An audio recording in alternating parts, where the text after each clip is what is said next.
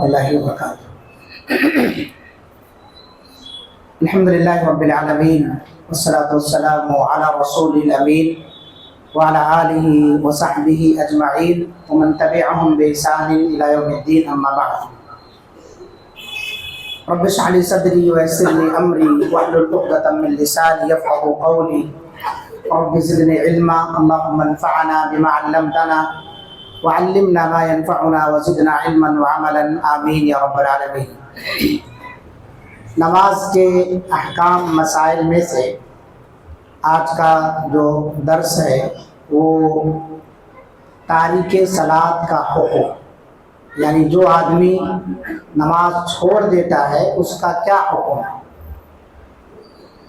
تو اس سلسلے میں اگر کوئی شخص نماز کے وجوب کا انکار کرتے ہوئے نماز چھوڑ رہا ہے تو اس میں کسی کا اختلاف نہیں ہے، وہ بالاتفاق کافر ہے۔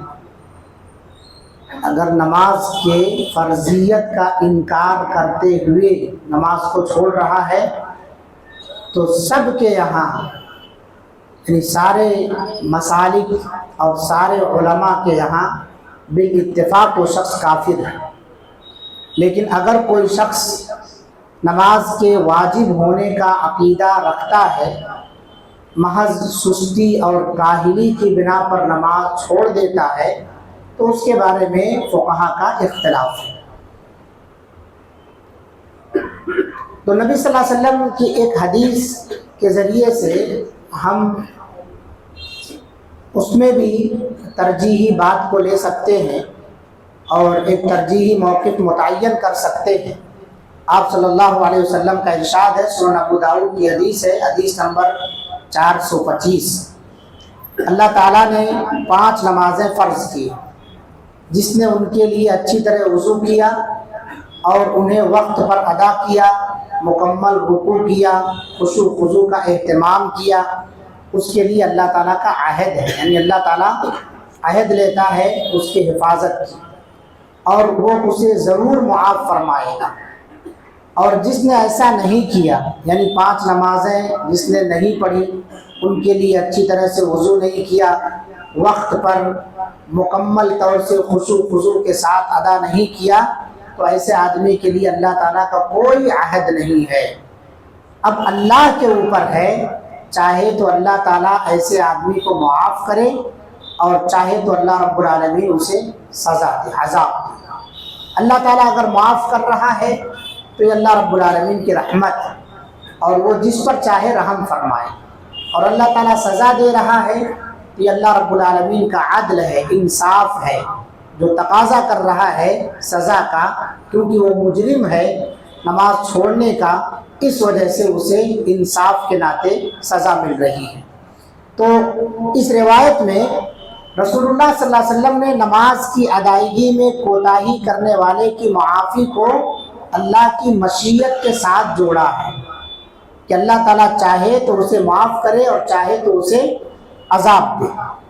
اس سے معلوم ہوتا ہے کہ ترک صلاۃ یعنی نماز کا چھوڑنے کا جو گناہ ہے یہ کفر اور شرک سے کمتر درجے کا گناہ ہے۔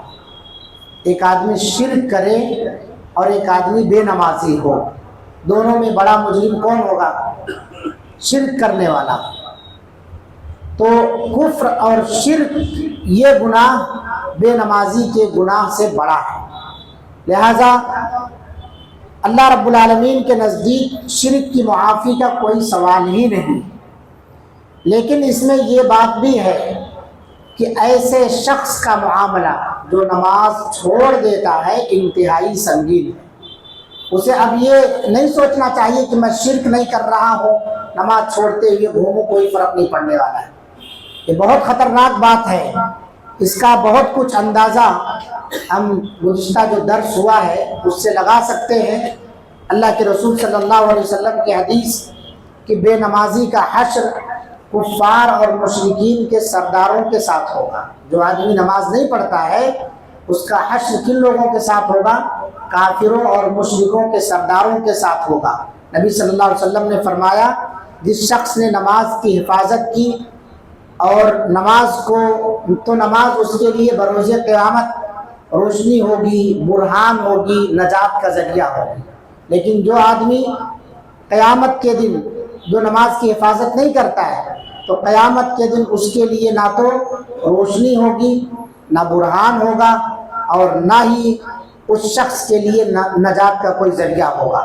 اور وہ شخص قیامت کے دن قارون کے ساتھ، فرعون کے ساتھ، حامان کے ساتھ اور ابی ابن خلف کے ساتھ ہوگا۔ یہ کافروں کے بڑے بڑے سردار ہیں، مشرکوں کے سردار ہیں۔ اس کی وجہ بتائی گئی تھی کل کہ آدمی نماز جو چھوڑتا ہے وہ یا تو اس کے نماز چھوڑنے میں رکاوٹ یا تو اس کا مال بنتا ہے، یا اس کی بادشاہت بنتی ہے، یا اس کی سرداری بنتی ہے، یا پھر اس کی تجارت بنتی ہے۔ تو جو آدمی مال کی وجہ سے نماز چھوڑ رہا ہے اس کا حشر قارون کے ساتھ ہوگا، اور جو آدمی بادشاہت کی وجہ سے نماز سے غافل ہے یا نماز چھوڑ رہا ہے اس کا حشر فرعون کے ساتھ ہوگا، اور جو آدمی سرداری کی وجہ سے نماز چھوڑ رہا ہے، عہدہ کی وجہ سے نماز چھوڑ رہا ہے، تو اس کا حشر فرعون کے وزیر حامان کے ساتھ ہوگا۔ اور جو آدمی تجارت اور بزنس کی وجہ سے نماز چھوڑ دیتا ہے کہ دن بھر مجھے ٹائم نہیں ملتا، میں تجارت میں رہتا ہوں، سائٹ پر رہتا ہوں، دکان پر رہتا ہوں، یا فلاں چیزوں میں مصروف رہتا ہوں، ہے نا، کاروبار کے سلسلے میں، تو ایسے آدمی کا حشر ابی ابن خلف کے ساتھ ہوگا۔ اور یہ مکہ میں بہت بڑا تاجر تھا ابی ابن خلف، مشرکین مکہ کا سردار ہے یہ۔ تو جو آدمی نماز ترک کر رہا ہے ان چاروں چیزوں میں سے کسی بھی وجہ سے، چاہے وہ مال کی وجہ سے ہو، چاہے عہدے کی وجہ سے ہو، چاہے اپنے بادشاہت کی وجہ سے ہو، یا اپنی تجارت کی وجہ سے ہو، تو ایسے لوگوں کا حشر ان ناہنجاروں کے ساتھ ہوگا۔ اب ہمیں سوچنا چاہیے کہ ہم نماز نہیں پڑھتے ہیں، ہمیں کوئی فرعون کہہ دے تو ہم چڑ جاتے ہیں، ہمیں کوئی قارون کہہ دے تو ہمیں برا لگ جاتا ہے، ہمیں کوئی حامان نام لے کر کے پکار دے تو ہم اچھل پڑتے ہیں کہ اتنے برے آدمی کا نام کیوں رکھا تو ہے۔ اور عمل جو ہے ہم نہیں دیکھتے ہیں کہ کون سا عمل ہم کر رہے ہیں، عمل وہی کر رہے ہیں جو فرعون کرتا تھا، وہ نماز نہیں پڑھتا تھا بادشاہت کی وجہ سے۔ اسی طرح سے یہ قارون اور حامان یہ نماز نہیں پڑھتے تھے، کس وجہ سے؟ اپنے عہدہ کی وجہ سے اور اپنے مالداری کی وجہ سے۔ ابی ابن خلف یہ نماز نہیں پڑھتا تھا اپنے تجارت کی وجہ سے۔ تو اگر ہمارا نام کوئی فرعون لے لے، حامان لے لے، قارون لے لے تو ہمیں غصہ لگتا ہے، چڑ آتی ہے، اس سے ناراض ہو جاتے ہیں کہ تو نے مجھے فرعون کیوں کہا، مگر عمل ہمارا کیا ہے؟ سارا وہی کچھ ہے۔ اس لیے ہم تمام کو چاہیے کہ نماز کے چھوڑنے والے نہ بنے بلکہ نماز کی پابندی کرنے والے بنے۔ تو ایک مسئلہ اس سے یہ نکلا کہ جو آدمی نماز جان بوجھ کر نماز کی فرضیت کا انکار کرتے ہوئے چھوڑتا ہے، وہ اس کے کفر میں یا اسے کافر کا فتویٰ لگانے میں کوئی شک نہیں، اسے بالاتفاق اہل علم نے کافر قرار دیا۔ لیکن سوال یہ ہے کہ وہ آدمی جو سستی اور کاہلی کے ساتھ چھوڑتا ہے اس کو کیا کہیں گے؟ تو جو آدمی سستی اور کاہلی کے ساتھ نماز چھوڑتا ہے یہ اللہ کی مشیت پر ہے، اللہ رب العالمین چاہے تو اسے معاف کر دے، اللہ تعالیٰ چاہے تو اس شخص کو عذاب دے دے۔ اور ظاہر سی بات ہے ہمیں سوچنا چاہیے کہ بے نمازی کا گناہ بہت بڑا ہے۔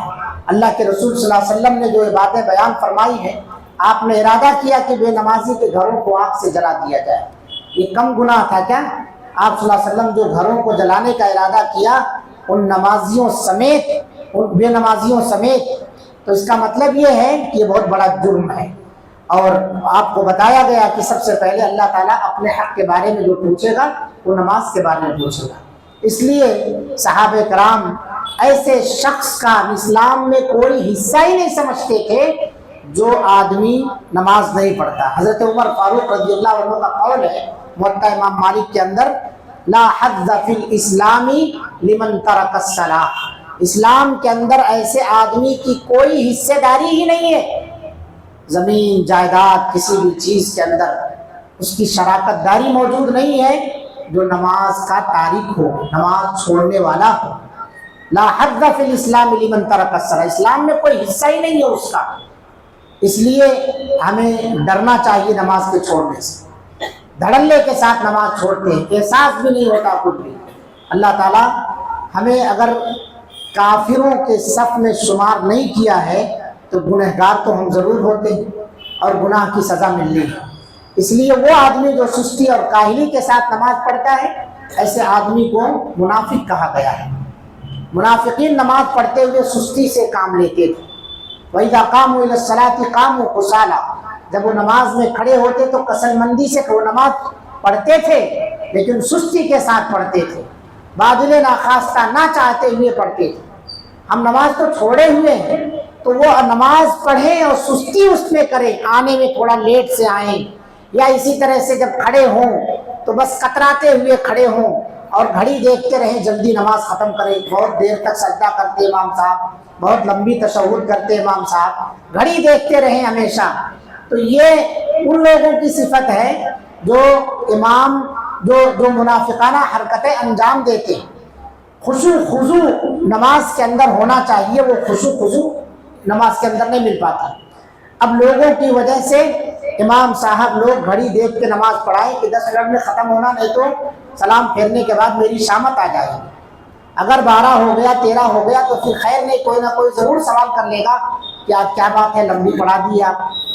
تو وہ لوگ کرتے تھے۔ اللہ کے رسول صلی اللہ علیہ وسلم کی نماز ان کو پسند نہیں آتی تھی، نبی صلی اللہ علیہ وسلم کی امامت پسند نہیں آتی تھی، مگر اس لیے حاضر ہوتے تھے کہ بس لوگ ہمیں مجرم نہ کہیں، اپنے آپ کو بچانے کی خاطر۔ تو ہم نماز میں آئے تو خشوع خضوع اختیار کریں، گھڑی نہ دیکھیں، خشوع خضوع کے ساتھ نماز پڑھیں اور اللہ تعالیٰ سے اس نماز کے قبولیت کی دعا کریں کہ اللہ جو عبادت ہوئی قبول فرما لے۔ تو اس لیے آج کا جو درس ہے وہ درس ہے تاریک صلاۃ کا حکم، نماز چھوڑنے والے کا حکم کیا ہے۔ تو جو بے نمازی ہے، سستی کاہلی کی وجہ سے ترک کرتے، وہ بہت بڑے گنہگار ہیں، اور قیامت کے دن ایسے لوگوں کا حشر کس کے ساتھ ہوگا؟ بڑے بڑے کافروں اور مشرکوں کے سرداروں کے ساتھ ہوگا۔ کیا ہم چاہتے ہیں کہ ہم ان سرداروں کے ساتھ جائیں؟ کوئی نہیں کہے گا، کوئی نہیں کہے گا کہ ہمارا حشر فرعون کے ساتھ ہو، قارون کے ساتھ ہو اور دوسرے بڑے جو سرغنے ہیں ان کے ساتھ ہو، کوئی نہیں چاہے گا۔ نہیں چاہتے ہیں تو نماز کے پابند بنے اور اللہ تعالیٰ کی رحمت کے حقدار بنے۔